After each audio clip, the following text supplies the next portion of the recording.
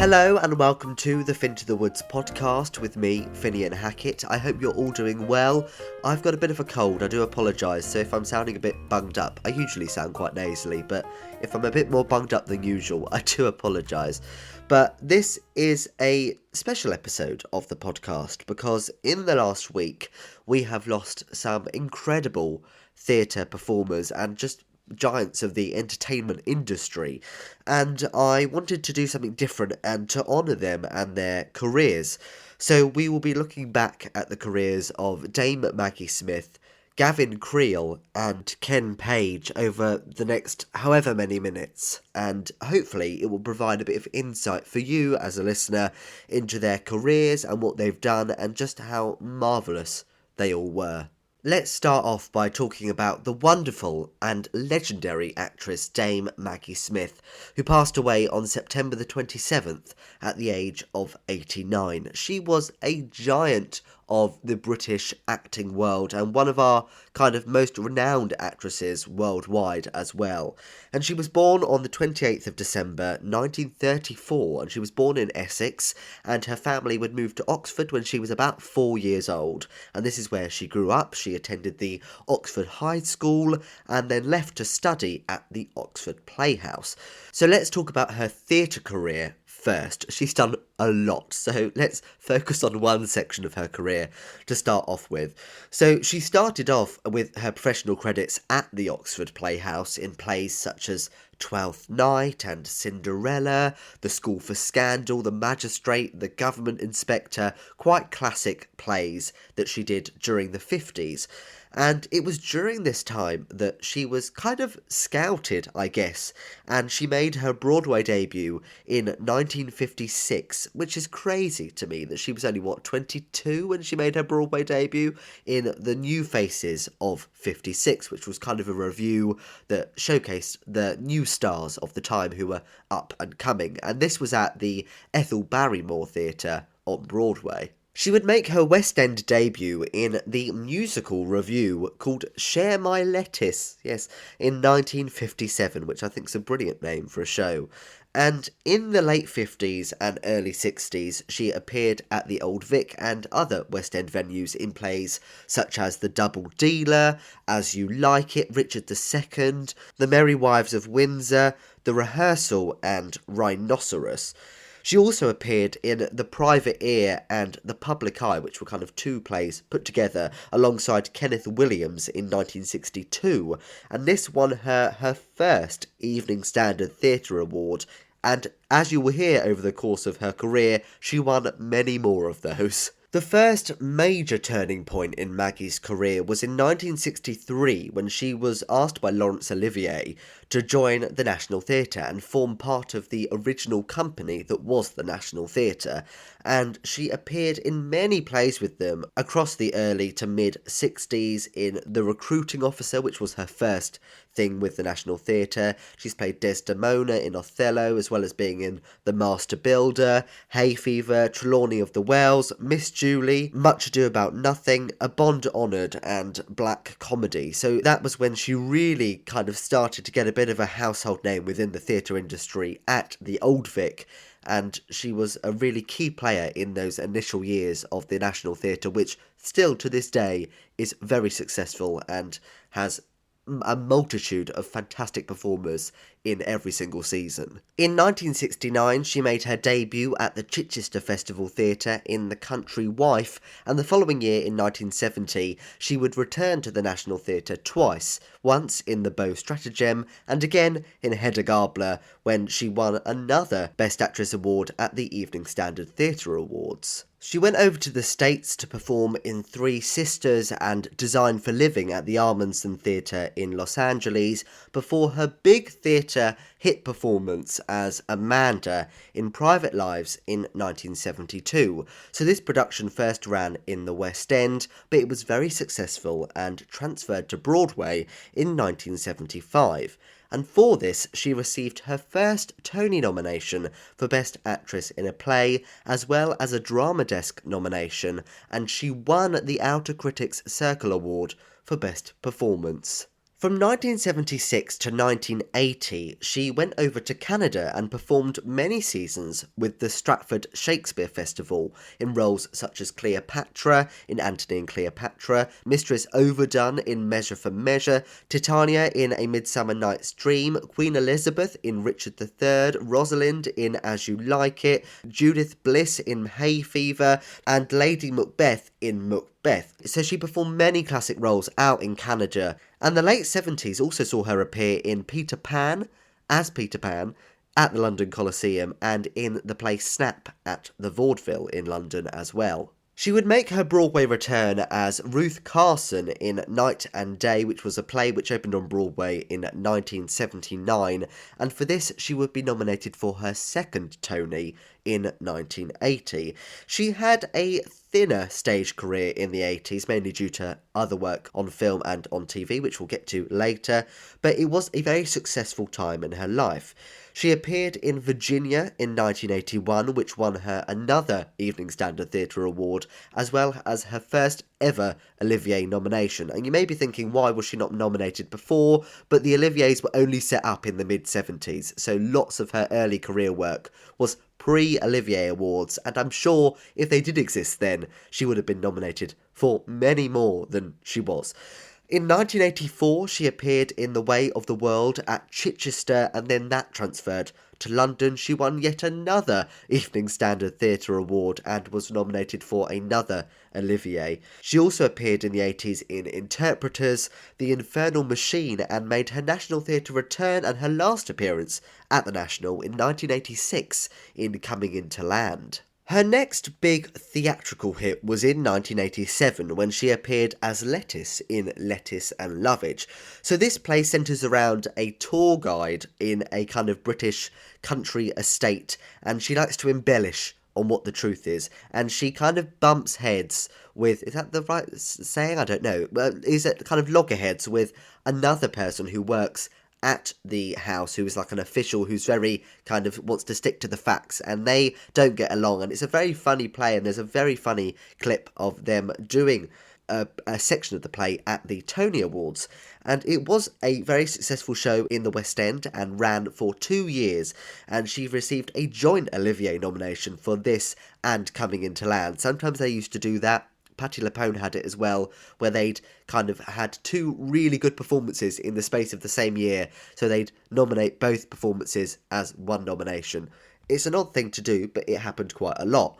The show was, as I said, very successful in the West End, and after some rewrites, it transferred to Broadway in 1990, and again was very successful, and she won a Tony in 1990 for Best Actress in a Play, as well as the Outer Critics Circle Award. The 90s saw her be nominated for a fourth Olivier for The Importance of Being Earnest in 1994, and she won another Evening Standard Theatre Award that year for Three Tall Women. She would then go on to appear in Alan Bennett's Talking Heads and received a fifth Olivier nomination for A Delicate Balance in 1998. And at the start of the millennium, she appeared in The Lady in the Van, which garnered her a sixth Olivier nomination. So then over the course of the noughties and the 2010s, she did very few stage appearances. The Breath of Life in 2002, Talking Heads in Australia this time, The Lady from Dubuque in 2007, and most recently her last stage appearance was in A German Life at the Bridge Theatre in London in 2019. This was again very well received, like many other of her performances, and it was meant to be turned into a film. It was announced in 2020, but I don't think it ever got made before she passed away.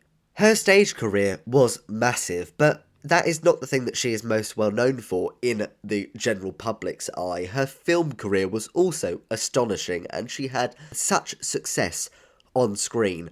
Her film debut was an uncredited appearance in Child in the House in 1956, but just 2 years later she was nominated for Most Promising Newcomer for her performance in Nowhere to Go at the BAFTAs. So the early 60s saw her appear in films such as Go to Blazes, The VIP, which saw her receive a Golden Globe nomination, The Pumpkin Eater, and Young Cassidy, which saw her be nominated for Best British Actress at the BAFTAs. Her first big screen success was in 1965 in Othello, so this was an adaptation of the National Theatre production of Othello, with Laurence Olivier as Othello in some dreadful blackface alongside Maggie Smith. So she was nominated for a Golden Globe, but also her first ever Academy Award nomination, which was obviously a big turning point in her career. The late 60s saw her appear in Hot Millions and The Honey Pot and Oh What a Lovely War, the adaptation of the musical, before her breakthrough role in The Prime of Miss Jean Brodie in 1969. For her performance, she was nominated for a Golden Globe and also won the BAFTA and the Academy Award for Best Actress. And this really was the film that pushed her into kind of global recognition because she was now an Oscar-winning actress. Her success on screen continued into the 70s with films such as Travels with My Aunt, for which she received a Golden Globe nomination and another Oscar nomination, Love and Pain and the Whole Damn Thing, Murder by Death, and also Death on the Nile alongside the likes of Angela Lansbury and Mia Farrow. The 1978 film California Suite with her performance as Diana Barry was another big success for Maggie Smith. For this, she won a Golden Globe, she was BAFTA nominated, and she was also nominated for an Oscar, which she won in 1978, and she was now a two-time Oscar-winning actress. As we head into the 80s, she appeared in a slew of films, including the BAFTA-nominated performance in Quartet, Clash of the Titans, a second Agatha Christie film, Evil Under the Sun, The Missionary, Better Late Than Never, Lily in Love, The Lonely Passion of Judith Hearn, which won her a BAFTA, and another BAFTA-winning performance in A Private Function as Joyce Chilvers. But her most successful and well-received film of the 80s came in 1987 with A Room with a View, which saw her be nominated for yet another Oscar and also won her a BAFTA and a Golden Globe. As you can see, she won so many awards and was nominated for so many of her performances, but it was crazy because everything she did was just fantastic and people loved her because she was such a versatile actress. And then when you come into the 90s, she appeared in such memorable films that everyone knows and loves, such as playing Granny Wendy in Hook and Mother Superior in Sister Act and Sister Act 2 Back in the Habit. She was also in The Secret Garden, which she got a BAFTA nomination for. She appears in The First Wives Club and has a hilarious scene with Sarah Jessica Parker. And she also won a BAFTA for her performance in Tea with Mussolini alongside Judi Dench and Cher. Also in the 90s, she appeared in Richard III, Washington Square, Curtain Call, and The Last September. 2001 was a pivotal year for Maggie Smith. She appeared in Gosford Park and she received a 6th Oscar nomination as well as BAFTA nominations and Golden Globe nominations, a very successful film which kind of led the way to Downton Abbey. And she also appeared as Professor McGonagall in the first Harry Potter film, a role that she would become synonymous with and would play many times over the next 15 years, and it is arguably the role that she is the most recognised for worldwide by children and adults alike. And I don't think anyone really predicted the success of Harry Potter, but it was just a global phenomenon, and it still is really to this day. People still love those films, and her performance as Minerva McGonagall is wonderful. Her other work throughout the noughties and the 2010s alongside Harry Potter were films such as The Divine Secrets of the Ya-Ya Sisterhood, Ladies in Lavender, Keeping Mum, Becoming Jane, and From Time to Time. She did some fantastic performances in the 2010s such as Nanny McPhee and The Big Bang, my favourite animated film, one of them anyway, Romeo and Juliet, and its sequel, Sherlock Gnomes. She also appeared in the Best Exotic Marigold Hotel, got a Screen Actors Guild Award nomination for that, and its sequel, the second Best Exotic Marigold Hotel. She was also Golden Globe nominated for her performance in Quartet, and also she appeared in My Old Lady, and of course the film adaptation of The Lady in the Van, which she was nominated for another Golden Globe and another BAFTA. The last films of her career included the two Downton Abbey movies, Downton Abbey and Downton Abbey A New Era, as well as the Christmas film A Boy Called Christmas, and her last work was The Miracle Club, alongside Kathy Bates and Laura Linney in 2023. You wonder how, with all that stage work and all that film work, how she ever found time to do anything on TV, but she did. Although it was very limited, her TV work, it was so well received. She appeared in many of the kind of ITV Play of the Week, the BBC Sunday Night Theatre, those kind of things that were on a lot in the 50s and 60s when there'd be an hour-long play that would be broadcast once a week. She did that a lot during that period of time, and the early 70s saw her make 3 appearances on the Carol Burnett show, and those clips are fantastic. Go on YouTube and watch them. She does a couple of musical numbers with Carol Burnett in some lovely jumpsuits, and it's just glorious. But she wouldn't return to TV until 1985 in an episode of All for Love, which was kind of a short stories TV series, and for this she received a BAFTA nomination. She received another 2 BAFTA nominations in the 80s for her appearance in an episode of Alan Bennett's Talking Heads, and also in an episode of the anthology drama series Screen 2.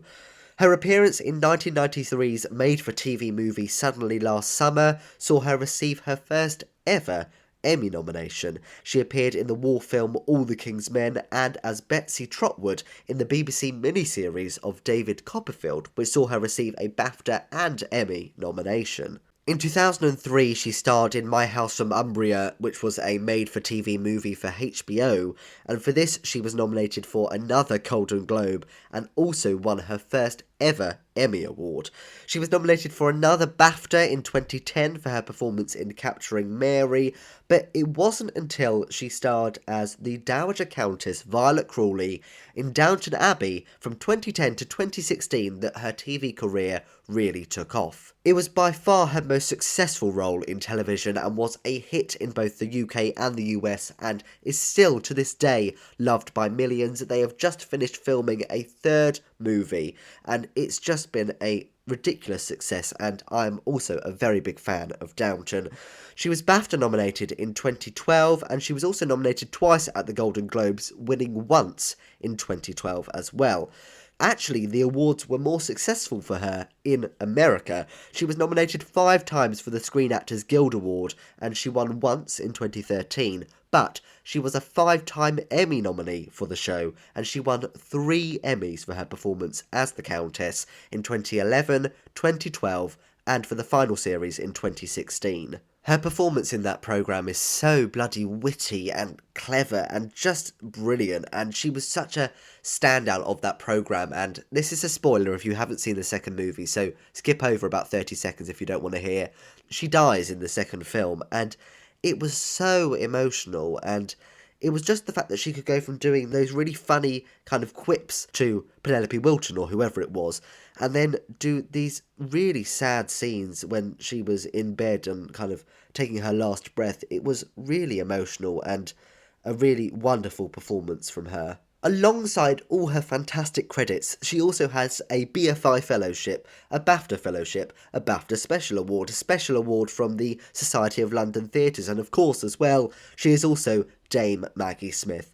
Her career was outstanding and kind of second to none. She's in that league of actresses which kind of no one I don't think is ever going to reach again, because theatre formed the basis for her career and it set her up so well, and kind of that era of actress, her, Judi Dench, Joan Plowright, that they are just so different to the actresses and actors that we have today, and are a very special generation that we really should treasure. Of course, there's been an outpouring of love for Maggie Smith from all her co-stars over the years. Hugh Bonneville, who starred with her in Downton Abbey, said anyone who has ever shared a scene with Maggie will attest to her sharp eye, sharp wit, and formidable talent. She was a true legend of her generation and thankfully will live on in so many significant screen performances. My condolences to her boys and wider family. Daniel Radcliffe, who starred as Harry Potter in the Harry Potter films, said she was a fierce intellect, a gloriously sharp tongue, could intimidate and charm in the same instant, and was, as everyone will tell you, extremely funny. I will always consider myself amazingly lucky to have been able to work with her and to spend time around her on set. The word legend is overused, but if it applies to anyone in our industry, it applies to her. King Charles said, "My wife and I are deeply saddened to learn of the death of Dame Maggie Smith. As the curtain comes down on a national treasure, we join all those around the world in remembering with the fondest admiration and affection her many great performances and her warmth and wit that shone through both on and off the stage." Emma Watson, star of Harry Potter, said, "When I was younger, I had no idea of Maggie's legend, the woman I was fortunate enough to share space with. It is only as I've become an adult that I've come to appreciate that I shared the screen with a true definition of greatness. She was real, honest, fun, and self-honouring. Maggie, there were a lot of male professors, and by God, you held your own. Thank you for all your kindness. I'll miss you." Another wonderful message from Kristen Scott Thomas said she was a true inspiration. She took acting very seriously, but saw through the nonsense and razzmatazz. She really didn't want to deal with that. She had a sense of humour and wit that could reduce me to a blithering puddle of giggles, and she did not have patience with fools, so you had to be a bit careful. I absolutely adored her performance and her personality. Her comedic timing was perfection, and her vulnerability when required was heartbreaking. The last time I saw her, she was very cross about being old. Maddening, I think she said. Much loved, much admired, and irreplaceable. The next actor I want to talk about is someone that I never thought I'd be talking about on this podcast, ever, really, and that is the wonderful Gavin Creel, who died on September 30th at the age of just 48. He had sarcoma, a form of aggressive cancer.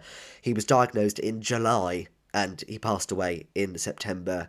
Just horrific and horrendous in every way, and it really shook me up when I saw the news, and it kind of still hasn't sunk in, because he was someone that I loved as a performer, and so many other people did too, and it was just completely shocking. His illness was not public knowledge. His friends knew, and obviously his family knew, but to the public we had no idea that he was poorly. He'd been working earlier this year, so it was all just such a blur and so kind of just confusing to see that news, and extremely upsetting, and it still upsets me now, because I think it's just horrendous in every way. But let's talk about his career and the wonderful things he did over his career that was cut far too short. So he was born on April the 18th, 1976, and he graduated with a BFA in musical theatre from the University of Michigan in 1998.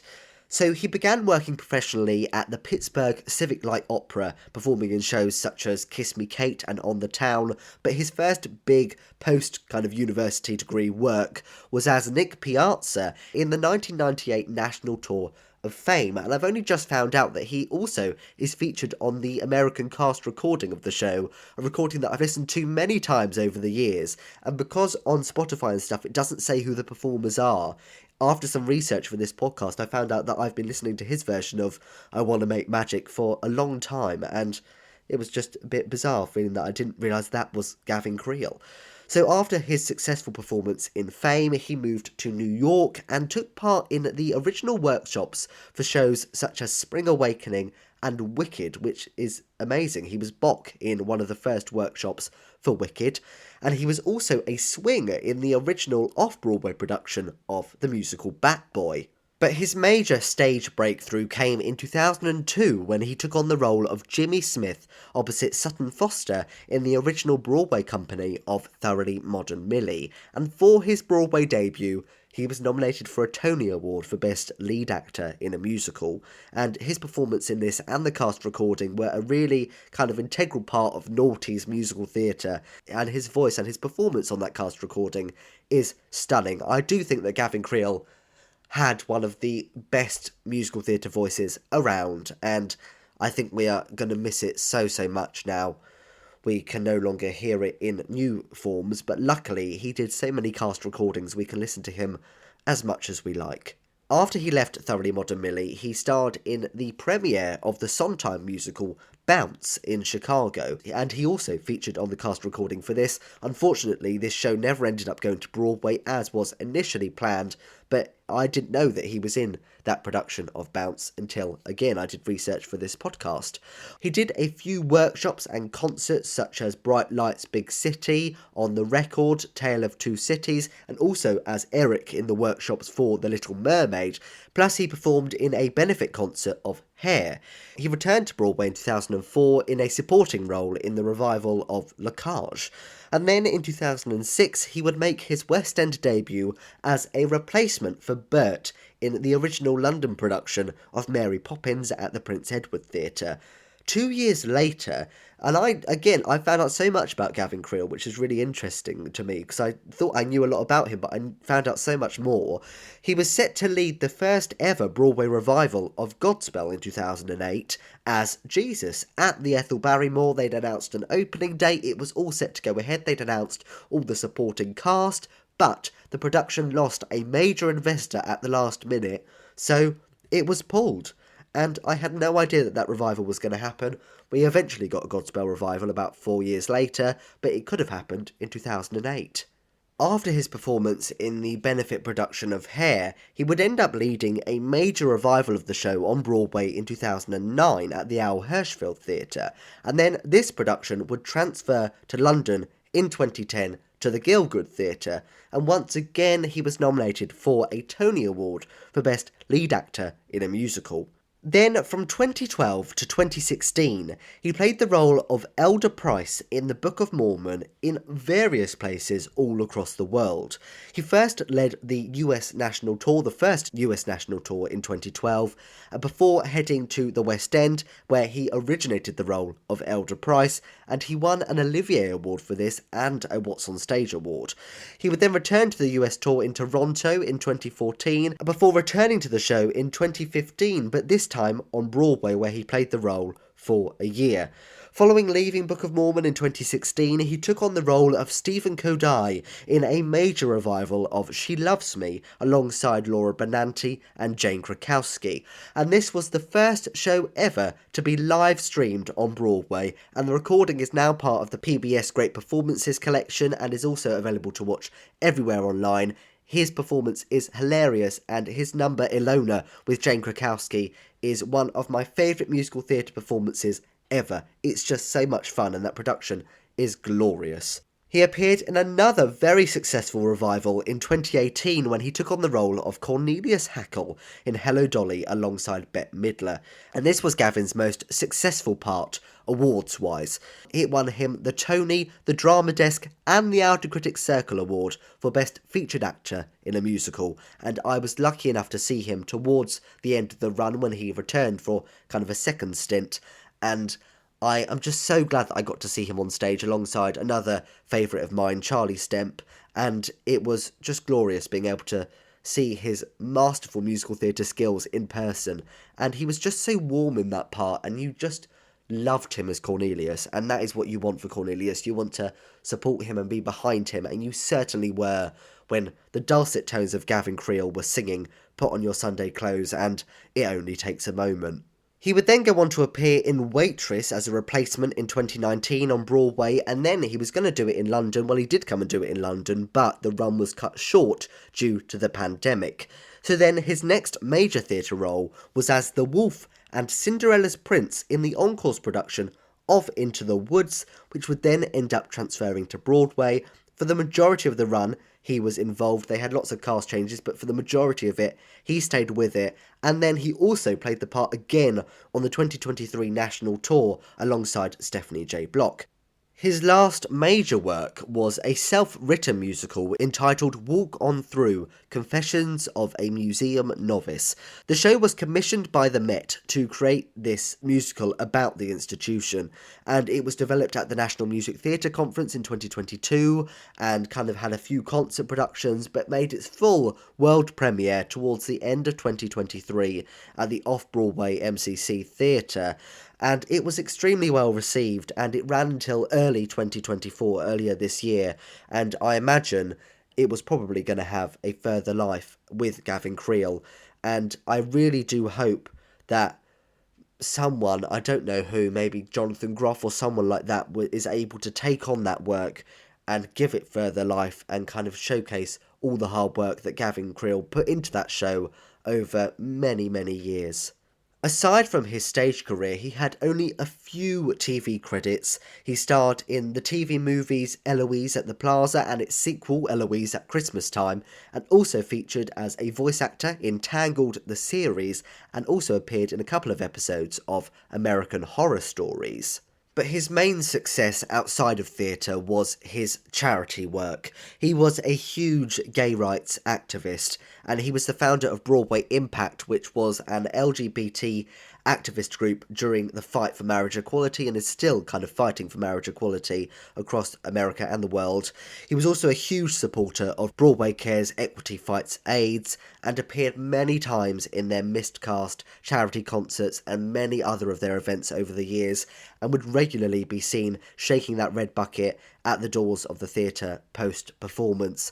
He was a brilliant person by all accounts, and he has received so many tributes over the past few days, and it's just heartbreaking because not everyone knew he was ill, so this was a shock to lots of well-known Broadway performers and friends, as well as us, the general public, and it's just really hard to see people kind of living that grief in real time, if you get what I mean. Actress Kerry Butler said he was one of the most evolved people I have ever met, loved by literally everyone. I can't believe he's gone. His former co-star Stephanie J. Block said that her daughter will live with more joy, love bigger, and fight for causes louder because of him, and that we will love him forever. West End star Rob Madge said, I am so heartbroken to hear the news about Gavin Creel. He was wonderfully warm, kind, and immensely talented. He was my Bert in Mary Poppins and took this theatre-loving kid under his wing. We'll never forget him buying Krispy Kremes for all the kids every single Saturday. Idina Menzel said, sweet, sweet Gavin Creel, an angel among the angels. I love you so much. The actress Karen Ziemba said the passing of one of the wittiest, kindest, most caring and talented folks I've had the privilege to work with saddens me so. The light and laughter Gavin shared with so many will forever glow with gusto in the stars above.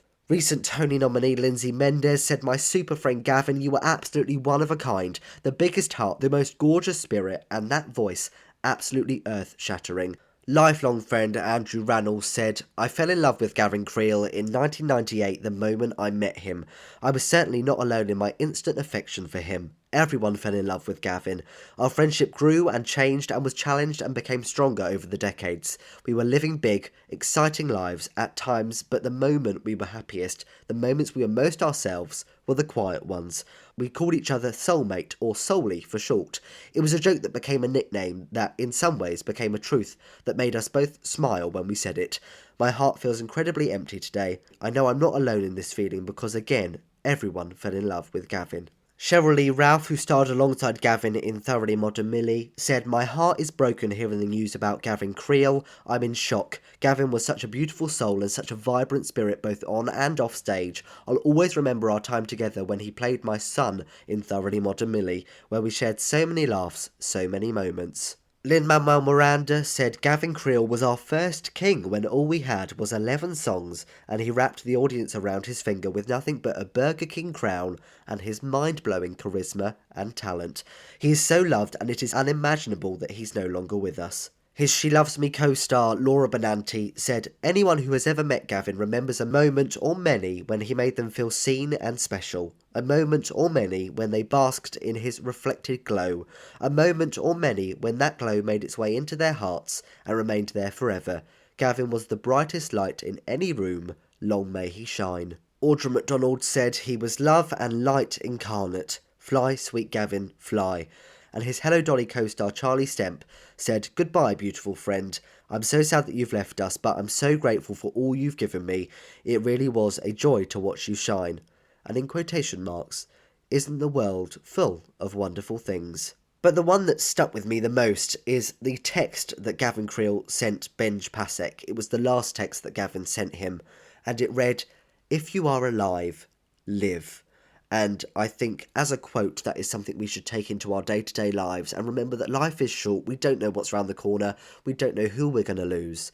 And it's important to live every day as if it were your last, and grab every opportunity you can. And Gavin Creel will be remembered as an extremely generous human being who was extremely talented, but also just extremely loved by everyone in the Broadway and worldwide theatre community. The other actor that I want to talk about in this episode is Ken Page, who also passed away on September 30th at the age of 70. Ken was born on January 20th, 1954 in Missouri, and he went to Fontbonne College in Missouri and got a degree in theatre, and his professional career began at the huge outdoor theatre The Muni in Missouri in shows such as Fiddler on the Roof and South Pacific in 1973 and Bittersweet in 1974. This would not be the last time he would appear at the Muni. He would perform at the venue over 35 times across his whole career. Roles included Teen Angel in Grease, Pickering in My Fair Lady, Herod in Jesus Christ Superstar, Mr. Bumble in Oliver, Thénardier in Les Mis, the voice of Audrey II in Little Shop of Horrors, King Triton in The Little Mermaid, Doc in West Side Story, the narrator in Into the Woods, and this summer he performed in both Les Mis and Waitress at the Muni just a few months ago. He made his Broadway debut in 1975 as the understudy for the role of the Lion in the original production of The Wiz, and he would later take over the role and was, by all accounts, absolutely fantastic. The following year, he would take on the role of Nicely Nicely Johnson in the all-black revival of Guys and Dolls, and this is a fantastic cast recording that you can't really get anywhere, but I have managed to find it online, and they did some really clever kind of Motown-style arrangements to some of the songs, and his gospel rendition of Sit Down You're Rocking the Boat, which they kind of had rewritten for him, is pretty legendary, and it won him, his performance in that show won him a Theatre World Award. In 1978, he formed part of the original company of the Fats Waller musical Ain't Misbehaving, alongside the likes of Irene Cara, Nell Carter and Andre de Shields, and the show would end up transferring to Broadway in 1978 at the Longacre, and would then move to the Plymouth Theatre and then to the Belasco Theatre before closing 4 years later in 1982. He would win the Outstanding Actor in a Musical Drama Desk Award for his performance. He would also reprise his performance in 1982 when the show was filmed for NBC with him and the rest of the original Broadway cast. He would then also go back to the show in 1988 when the show had a short revival on Broadway at the Ambassador Theatre, which is now home to Chicago. After Ain't Misbehavin', he originated the role of Old Deuteronomy in Cats on Broadway at the Winter Garden Theatre. But he has not just played Cats on Broadway, he's done it many times across the country, including a couple of performances at the Muni. And you probably will have seen his performance in Cats because he was asked to reprise his performance in the 1998 direct-to-video recording of the show alongside Elaine Page and many other original Cats company members. So you will have seen his Old Deuteronomy if you are a proper musical theatre fan. His only other Broadway credit was in It Ain't Nothing But the Blues in 1999, which was a musical revue that kind of traced the history of blues music. Some of his other theatre credits include many performances with the New York City Centre Encore's productions, such as Call Me Madam, Pajama Game, and Out of This World, and a similar thing in LA called Reprise LA with productions of The Three Penny Opera, Follies, and Damn Yankees, and he also appeared in a concert production of Anyone Can Whistle at Carnegie Hall. He also appeared in the original West End company. He led the original West End company of Stephen Schwartz's musical Children of Eden at the Prince Edward in 1991, but unfortunately it never really had much of a further life, and the Broadway transfer that was hoped never ended up happening. He also had a very successful cabaret show which toured the country, and a subsequent album as well, entitled Page by Page, which I thought was an extremely clever title. He had quite a few screen credits as well. He starred as Murray in the 1988 film adaptation of the play Torch Song Trilogy, and the following year voiced a character in the film All Dogs Go to Heaven. His most well-known voice role was as the Oogie Boogie in The Nightmare Before Christmas. His voice acting can be heard from this film everywhere across all the Disney parks, across the world and on so many Disney video games, including all the Kingdom Hearts series. It was a role that he returned to many times. He often reprised his role for sing-along performances like the ones they do at the Hollywood Bowl and many kind of Disney events and Halloween events as well. He also played the role of Max Washington in the film adaptation of Dreamgirls in 2006. Some of his other credits include Sable, Adventures in Wonderland, South Central, Touched by an Angel, Family Matters, and Charmed. He has also received some wonderful tributes from his previous co-stars. Betty Buckley, who was Grisabella in the original production of Cats, said this: Ken Page was a light and our patriarch cat, Old Deuteronomy, in the original Broadway cast of Cats. I loved him from day one. I remember his eyes and the steadying force he was for me in my quest to learn how to sing memory, both in rehearsal and every night on stage. His compassion radiated across the rehearsal room and every night for 1.5 years on stage. When I was scared, he radiated his surety that I could do the job. In my moments of inner panic, I had but to find his eyes and I knew I'd be okay. Every show. That kind of focus and steady presence in a Broadway run is not easy. He was like that for all of us. One day in the rehearsal room together, we went through the humiliation of having to do turns and then cartwheels across the floor, in front of the greatest dancer, singer, actors, and the great Gillian Lynne. It was an actor's nightmare. Ken and I held each other's hands and laughed our way through it. Our dressing rooms were next door to each other at the Winter Garden. He would always check on me before the show and at night as he left the theatre. The night after we won all the Tonys, 8 in total, the Cherry Picker crane platform was torn loose because the operator forgot, in the excitement of our many wins, to open the trap door. At the penultimate moment, the machine forced the trapdoor open the wrong way. It was approximately an 8 foot by 11 foot piece of thick wood, previously the ceiling, before the room for the crane was built. The machine growled its way through the ceiling, waving back and forth in its descent as the trap was hanging by a thread. The pieces of wood were raining down on the cats below. As Grisabella ascended on the giant tyre rising 40 feet in space, I clung to Ken and watched the chaos. My inner eye was playing a high-speed video of my life ending with the Times headline, Cats actress killed after winning Tony. The crane slammed down on the tyre and Ken whispered in my ear, "Are you going up there? 'Cause you don't have to." I said, "No, I'm not." The huge trapdoor came loose and slammed down on the very spot I was supposed to step. Ken Page saved my life. Last October 2nd, I got to see him and hug him at the ASA Awards. He sang Memory for me. I love Ken Page. There is so much more. His other Grisabella, Elaine Page, said, "My wonderful Old Deuteronomy, Ken Page, in the 1998 theatrical movie version of Cats, has gone to the Heaviside Lair. We certainly are having a sad September. He was a lovely, kind, talented man." Tony winner Joanna Gleason said, "I am deeply saddened by the shocking news this morning of the passing of Ken Page. To be hugged by him was to be made safe and whole. Such talent in such a beautiful human being." And Audra MacDonald said, "My God, hug a theatre person today. We are really hurting. Rest, you brilliant, joyful man. Rest, dearest Ken." Those 3 actors that we've lost in this past week all had such amazing careers, but also were clearly such lovely, lovely people, and you can tell by the tributes from all their colleagues and friends and family that they were just kind and loving. And if there's a legacy you want to leave, surely it's going to be that. Surely you want your legacy to be that you were kind and thoughtful and everyone just adored you, and that's what you hear from these tributes to Dame Maggie Smith and to Ken Page, and of course to the horrific passing of Gavin Creel. I think that is my aim in life, is to have a legacy like those people where everyone is just so appreciative of the time that they spent with you and that they were just so honoured to be able to be in the same space as you. And I just think that is a beautiful way to remember people. I hope this episode has proved insightful and educational, and you've learned a bit more about these 3 wonderful performers that are sadly no longer with us.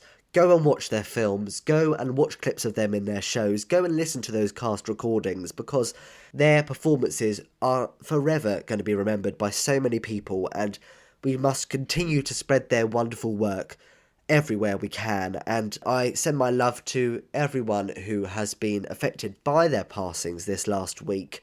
The family, the friends, the colleagues, just anyone in the theatre community. I think a lot of these passings have had a bigger impact on the general theatre community, the general kind of theatre public, than many would anticipate, especially for me, Gavin Creel, because he was of that generation of performer where he was just around a lot when I was younger, and when a lot of other people were growing up and kind of getting into musical theatre, he was really there and really prominent. So I just think it's important we continue to watch their work and appreciate their work and share our love for them for the weeks and months and years to come.